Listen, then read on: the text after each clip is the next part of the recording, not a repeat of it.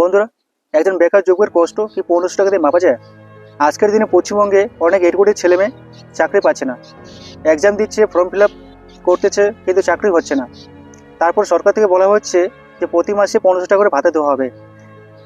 আমি প্রশ্ন করতে চাই, এটা কি সাহায্য, না আমাদের যুব সমাজের সাথে স্বপ্নের সাথে মজা করা হচ্ছে? একজন বেকার যুবক সকাল থেকে রাত পর্যন্ত বই পড়ে, প্রিপারেশন করে, বাড়ির কাজ সামলায় এবং সমাজের কটু কথা শুনতে হয়। তার হাতে যদি 1500 টাকা করে তুলে দেওয়া হয়, তাতে কি তার সম্মান ফিরবে? আমরা সরকার বিরোধী নই এবং সরকারের কাছে প্রশ্ন করতে চাই, আপনারা যদি যুব সমাজের পাশে দাঁড়াতে চান, তাহলে ইন্ডাস্ট্রি আনুন, চাকরি তৈরি করুন এবং পার্মানেন্ট জব দিন। আমরা ভাতা চাই না, আমরা চাকরি চাই। 1500 টাকা দিয়ে যুব সমাজকে চুপ করানো যাবে না। কমেন্টে আপনারা অবশ্যই জানাবেন যে আপনারা ভাতা চান না চাকরি চান। অনেকে হয়তো যারা যে সরকারের যে পক্ষে আছে, অনেকে আমাকে খারাপ কমেন্ট করতে পারে, কিন্তু তারা নিজেকে প্রশ্ন করতে পারেন যে মাধ্যমিক এবং উচ্চ মাধ্যমিক দেওয়ার পর, কলেজ প্রিপারেশন করার পর আপনি 1500 টাকা দিয়ে আপনার ভাতা চান, না পরবর্তী আপনি যে কোনো একটা পার্মানেন্ট চাকরি চান, সরকারি হোক বা বেসরকারি হোক। কমেন্টে আমাকে অবশ্যই জানাবেন। এপ্রিল মাস থেকে 1500 টাকা করে ভাতা দেওয়া হবে। তার জন্য ফর্ম ফিল আপ শুরু হয়ে যাচ্ছে। 294টি বিধানসভা সিটে প্রত্যেক ব্লকে যে দুয়ারে সরকার বসবে, সেখানে ফর্ম ফিল আপ হবে। ফর্ম ফিল আপ কীভাবে করতে হয় এবং কী কী ডকুমেন্টস লাগবে সব কিছু আমি ভিডিওতে বলে দেবো। আমরা ভাতা চাই না, কিন্তু সরকার যদি ভাতা দেয় তাহলে অবশ্যই আমাদেরকে অ্যাপ্লাই করতে হবে, কেন কি আমরা সরকারকে আমরা প্রতিদিন ট্যাক্স দিই। তো যারা যারা ফর্ম ফিল আপ করতে চাও, তো পুরোপুরি ভিডিওটা দেখবে এবং কীভাবে ফর্ম ফিল আপ করতে হয় সেটা আমি দেখে দিয়েছি। গভর্নমেন্ট অফ ওয়েস্ট বেঙ্গল বাংলার যুবশক্তি প্রকল্প ফর্ম ফিল আপ কীভাবে করতে হয় সব কিছু আমি ভিডিওসে। এখানে ডান দিকে একটা পাসপোর্ট ফটো সাইজ লাগবে, আর এখানে বলে দেওয়া হয়েছে গভর্নমেন্ট অফ ওয়েস্ট বেঙ্গল বাংলার যুবশক্তি প্রকল্প অ্যাপ্লিকেশন ফর্ম। আপনারা এখানে অ্যাপ্লিকেশন ফর্ম দিয়ে দেওয়া হবে দুয়ারে সরকারে। আপনারা এখানে ফিল আপ করে জমা করতে হবে। কী কী ফর্ম ফিল আপ করতে হবে এবং কী কী ডকুমেন্টস সব কিছু আমি দেখে দিয়েছি ডিটেলসে। প্রথমে বলা হয়েছে দুয়ারে সরকার রেজিস্ট্রেশন নম্বর। দুয়ারে সরকারে যখন আপনার ফর্ম ফিল আপ শুরু হবে, তখন ওদেরকে জিজ্ঞাসা করে ওদের রেজিস্ট্রেশন নম্বরটা নিতে হবে, সেটা এখানে ডান দিকে লিখতে হবে। তারপরে বলেছে আধার কার্ড নাম্বার। আপনার আধার কার্ডের যে 16 ডিজিট যে নাম্বারটা আছে সেটা এখানে লিখতে হবে। 3 নম্বরে বলা হয়েছে বেনিফিশিয়ারি নাম। আপনি যখন মাধ্যমিক এক্সাম দিয়েছিলেন, মাধ্যমিক কার্ডে যে নামটা আছে সেই নামটাই এখানে লিখতে হবে, কোনো রকম যাতে স্পেলিং ভুল না হয়। আর নামের যে স্পেলিংটা আছে সেটা ক্যাপিটাল লেটারেই হবে। তা মোবাইল নাম্বার, আপনার যে ব্যাঙ্ক অ্যাকাউন্টের সাথে লিঙ্ক যে নাম্বারটা আছে সেই নাম্বারে মোবাইল নাম্বারটা এখানে দিতে হবে, কারণ যখনই আপনার টাকাটা ঢুকবে তখন SMS চলে যাবে।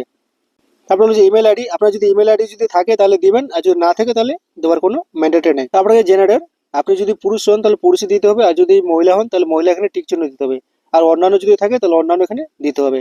ডেট অফ বার্থ, প্রথম বলা হচ্ছে তারিখ, মাস, বছর, ডেট অফ বার্থটা লিখতে হবে। ডেট অফ বার্থ দেওয়ার পর ডান দিকে আপনারা খেয়াল করবেন, এই জায়গাটা অনেকে ভুল করে যে বলা হয়েছে 1/4/2026 বয়স অনুযায়ী আপনার বাসাবে যে বয়সটা আছে সেটা এখানে মাইনাস করে ডেট অফ বার্থটা এখানে দিতে হবে। আপনার 20 বছর বা 26 বছর যে বয়সটা হচ্ছে সেটা এখানে মাইনাস করে লিখতে হবে। নিচে বলেছে ফাদার নেম, পিতা নেম, আপনার যে বাবার নামটা সেই এখানে নামটা লিখতে হবে। মায়ের নাম, আপনার মাতার নামটা এখানে লিখতে হবে। তারপরে বলা হয়েছে স্পাউস নেম, স্বামী বা স্ত্রী নেম। আপনি যদি বিবাহিত হন, স্বামী থাকলে স্বামী, স্ত্রী থাকলে স্ত্রী, আর ও যদি অবিবাহিত হন তাহলে কোনো কিছু লিখতে হবে না, ব্ল্যাঙ্ক রেখে দেবেন। তারপরে বলা হয়েছে ক্যাটাগরি, ইফ নট জেনারেল, শ্রেণী সাধারণ সেফটিভুক্ত না হলে। SC ST OBC যদি সার্টিফিকেট থাকে তাহলে সার্টিফিকেটের নামটা এখানে লিখতে হবে, যে নাম্বারটা থাকে। আর যদি সার্টিফিকেট না থাকে তাহলে এখানে ব্ল্যাঙ্ক রেখে দিবেন, কোনো কিছু লিখতে হবে না। তারপরে ম্যারিড স্ট্যাটাস, আপনি আনমেরিড তাহলে আনমেরিড, আর যদি বিধবা হন তাহলে বিধবা উইন্ডো, আর বিবাহিত যদি হন তাহলে ম্যারিড, আর বিচ্ছিন্ন হলে বিচ্ছিন্ন এখানে টিক চিহ্ন দিতে হবে। তারপরে কন্ট্যাক্ট ডিটেলস, কন্ট্যাক্ট ডিটেলস বলে দেবেন এখানে বাড়ির নাম্বার, আপনার বাড়ির নাম্বারটা লিখতে হবে। ভিলেজ, গ্রাম, শহর, নগরী। পোস্ট অফিস, ডাকঘর, আপনার যে পোস্ট অফিস সেটা লিখতে হবে। আর গ্রাম পঞ্চায়েত বা ওয়ার্ড নাম্বার, গ্রাম পঞ্চায়েত এখানে লিখতে হবে। ব্লক, মিউনিসিপ্যালিটি, কর্পোরেশন, গ্রামে থাকলে ব্লক আর শহরে থাকলে মিউনিসিপ্যালিটি, এটা মনে রাখবেন। জেলা, পিনকোড আর স্টেট, আপনি যেহেতু ওয়েস্ট বেঙ্গল থেকে অ্যাপ্লাই করেছেন এটা অটোমেটিক্যালি ওয়েস্ট বেঙ্গলই লেখা হয়েছে, তারপরে এখানে লিখতে হবে না ওয়েস্ট বেঙ্গল। নিচে স্ক্রল করবেন, তারপর বলা হচ্ছে মাধ্যমিকের অ্যাড্রেসগুলো দিতে হবে। এখানে আপনি যখন মাধ্যমিক দিয়েছিলেন অ্যাডমিট কার্ডটা বার করবেন, আপনি অ্যাডমিট কার্ডে যে রোল নাম্বারটা আছে রোল নাম্বারটা দিতে হবে, নাম্বার দিতে হবে এবং কোন ইয়ারে আপনি মাধ্যমিকটা দিয়েছিলেন। তারপর বোর্ড, কোন বোর্ড থেকে মাধ্যমিক দেওয়া হয়েছিল সেই বোর্ডটা এখানে টিক চিহ্নটা দিয়ে দিতে হবে। এডুকেশন কোয়ালিফিকেশন হাইয়েস্ট, শিক্ষাগত যোগ্যতা সর্বোচ্চ। আর মাধ্যমিকের পর আপনি যদি হাইয়েস্ট কোয়ালিফিকেশন থাকে এইচএস বা গ্র্যাজুয়েশন, তো এখানে উল্লেখ করতে হবে। আর বর্তমান পেশা প্রেজেন্ট অকুপেশন নিচে বলা হয়েছে এখানে, আপনি যদি কোনো রকম কাজ করে থাকেন লেবার বা অন্য কোনো প্রাইভেট কাজে, তো এখানে বিবরণটা লিখতে হবে। তারপরে নিচে দেখবেন ব্যাংক অ্যাকাউন্ট ডিটেলস, আধার লিঙ্ক। ব্যাংক অ্যাকাউন্ট আধার কার্ডের সঙ্গে সংযুক্ত থাকতে হবে আপনাকে। ব্যাংক অ্যাকাউন্ট এখানে ডিটেলসটা ভালো করে ফিল আপ করে দিবেন, ভুল করলে আপনার অ্যাকাউন্টের টাকাটা অন্য জায়গায় চলে যাবে।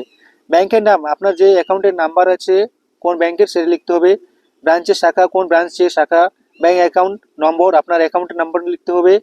আর আইএফএসসি কোড, আপনার ব্যাংকের পাসবুকে দেখবেন একটা আইএফএসসি কোড থাকে, সেই আইএফএসসি কোডটা এখানে দিতে হবে।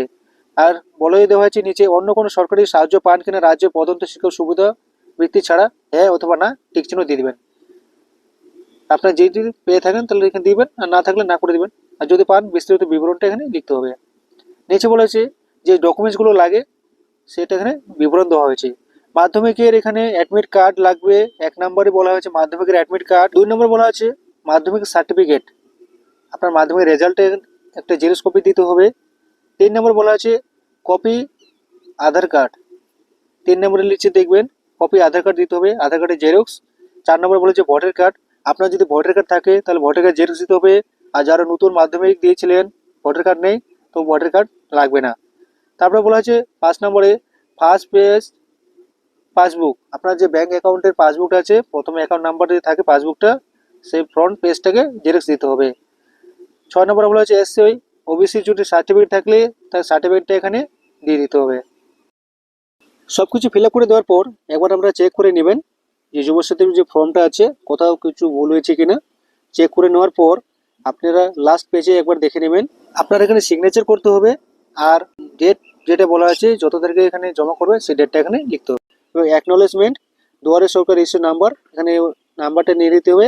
আর যারা অ্যাপ্লাই করে তাদের এখানে এটা আপনাকে রিসিভ কপি দিয়ে দেবে, ওরা নিচে সিগনেচার করবে, আপনার নামটা লিখে দিতে হবে, অ্যাপ্লিকেশন ডেট, কবে তারিখে জমা করেছেন, মোবাইল নাম্বার, আধার কার্ডের নম্বর, সব কিছু ফিল আপ করে দেওয়ার পর নিচে দেওয়া আছে রিসিভ। যে অফিসার এখানে ফর্মটা ইস্যু করবে তার সিগনেচার থাকবে, তার এখানে রিসিভ কপি দিবে। এবং একটা কথা বলছি, এটা পশ্চিমবঙ্গ সরকার যুবকদের জন্য একদিকে ভালো কিন্তু একদিকে খারাপ। কেন কি পশ্চিমবঙ্গের অবস্থা শোচনীয়, কোনো রকম চাকরি নেই, আর ভাতা দিচ্ছে সরকারের ঋণ নিয়ে, তো আমাদের দিন দিন পিছিয়ে দিচ্ছে, যুব সমাজকে অন্ধকার দিকে ঠেলে দিচ্ছে।